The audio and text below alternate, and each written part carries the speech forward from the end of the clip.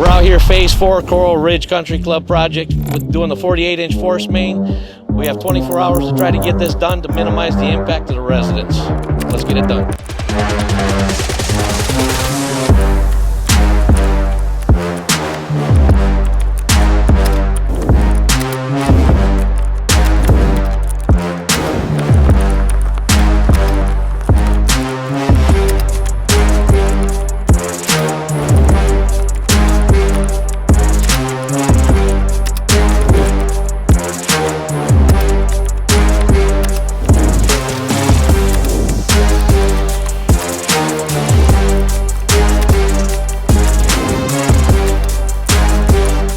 DMSI, baby, all day, all night, all day, all night. 24/7. You know what I'm saying? 24/7. Those are my guys, what can I tell you?